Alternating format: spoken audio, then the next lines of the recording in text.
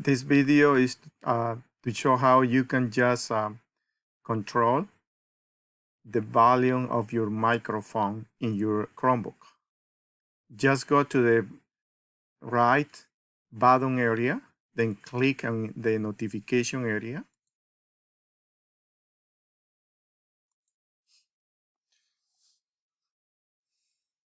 Then go to the audio settings. Click on the icon for the audio settings.